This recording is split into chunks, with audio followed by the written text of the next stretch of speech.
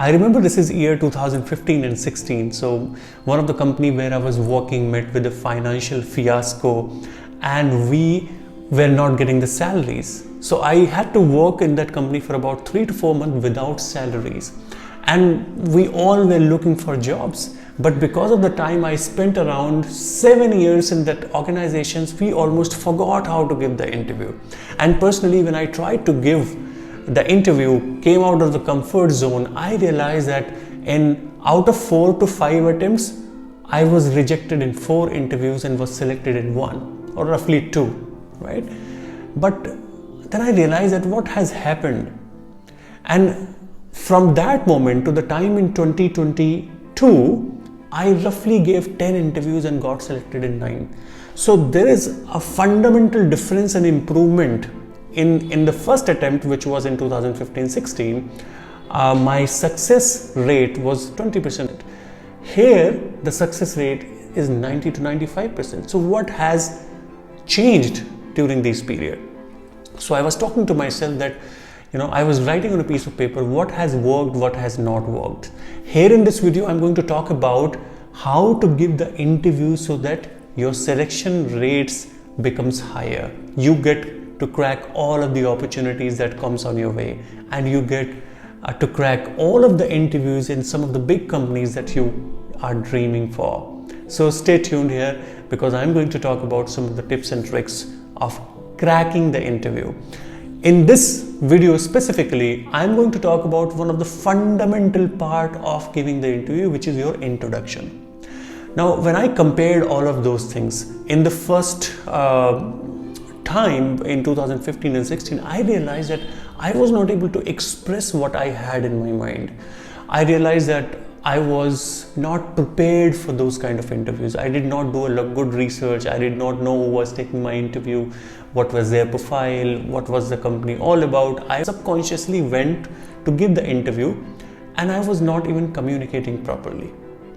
And forget about the storytelling part. In 2021-2022, one of the fundamental reasons I identified which has actually improved my success rate was storytelling.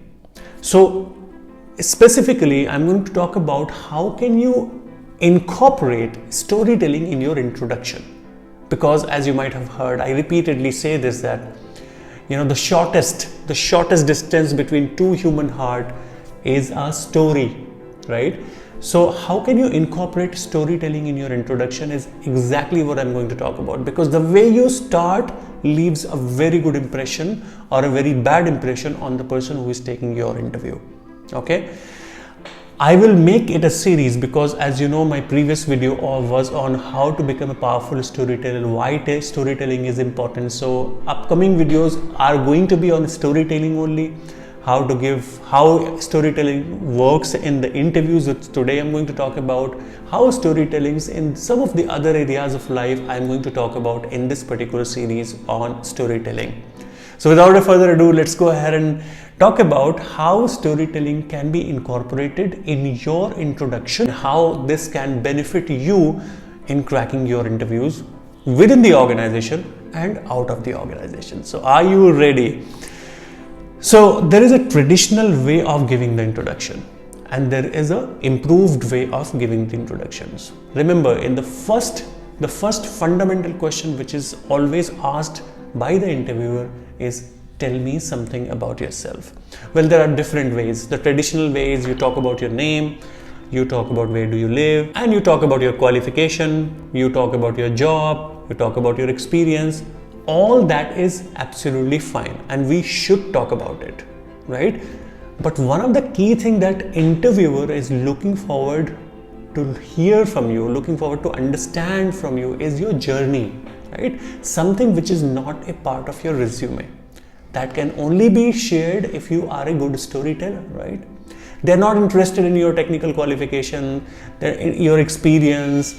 They may be interested in your attitude. They may be interested in your story. How did you start? Did you fail? How did you overcome all of them, right? So I'm going to share my personal example, how I introduce myself when somebody asks, tell me something about yourself in the interview.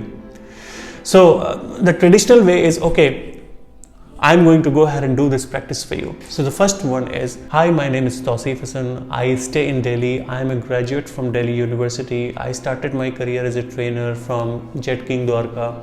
And then I joined IOG Technical Services. I worked there for about 6 to 7 years. And then I happened to join British. I worked there as a manager. Then I moved into project management. Now I'm working with as a project manager with British Telecom. I love cricket.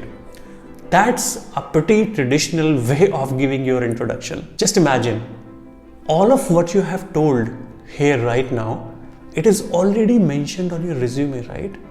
They're least bothered to hear it. And the moment you sound like this, the interviewer gets turned off, right? They are least interested in you. And then all of a sudden, they start asking too many questions from you.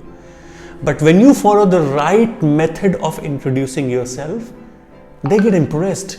And when they get impressed, they are least bothered about what is there on the resume, all the technical skills. Those are automatically sidelined, right? So how you can give the introduction now?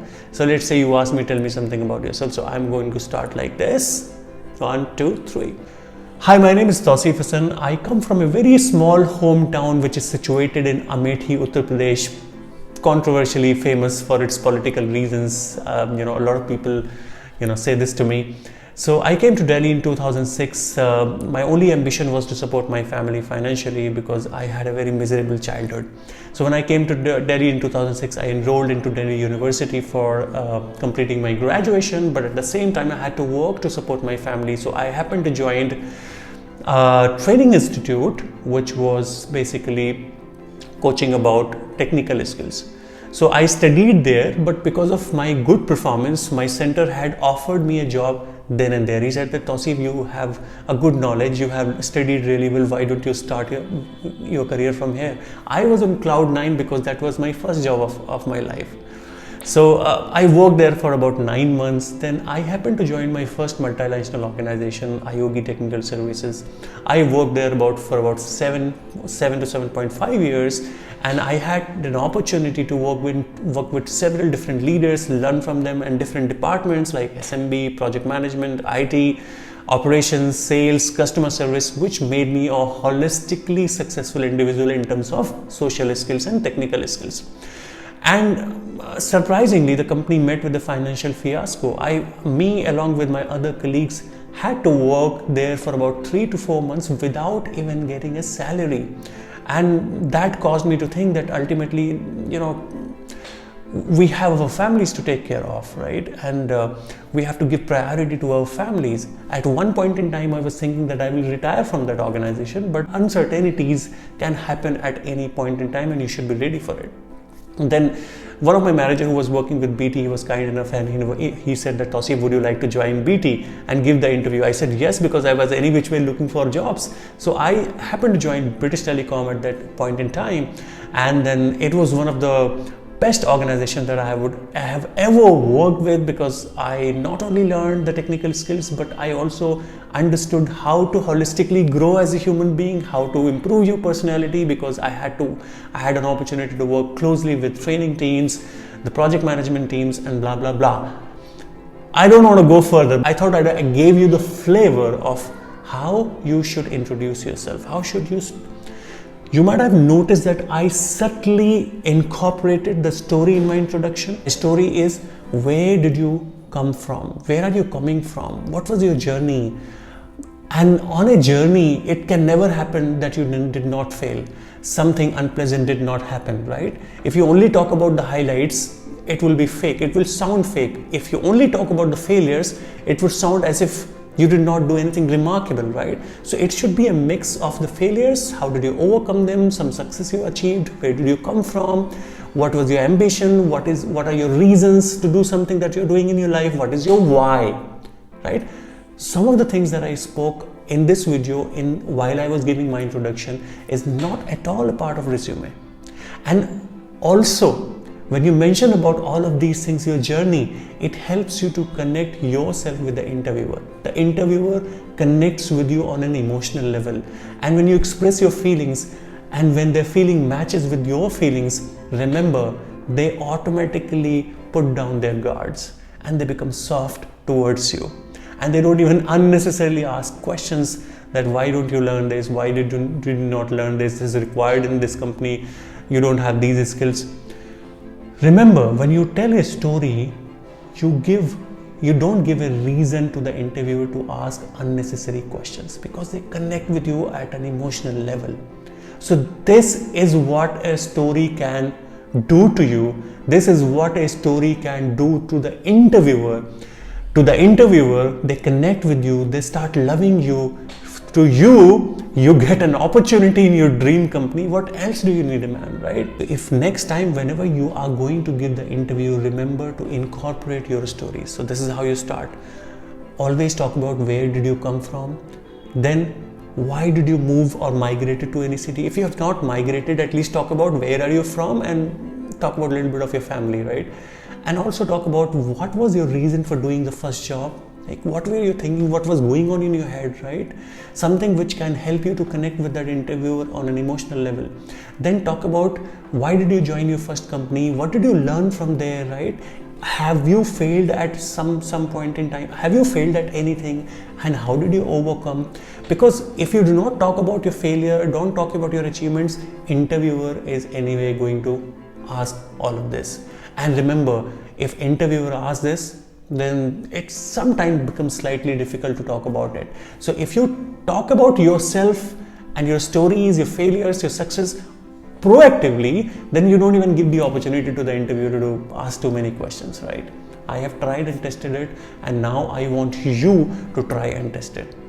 If you have loved this video, don't forget to subscribe, because every after 15 days at 8 p.m. on Sunday, I'm coming with the new videos to make you more aware, to educate you on how to deal with different people, how to communicate your thoughts, how to communicate your story to the world. And it does not only matter whether you're giving an interview or you're talking to your family members, you're talking to your colleagues, or you're talking to somebody in the meeting, or you're talking to a professional client. Denominator remains the same. The denominator is how effectively you can communicate what you have in your mind, right? And please don't forget to share this video, because if you share, I feel that you're really supporting me here. So see you in the next video after 15 days at 8 p.m. on Sunday. Thank you. Bye-bye. Love you all.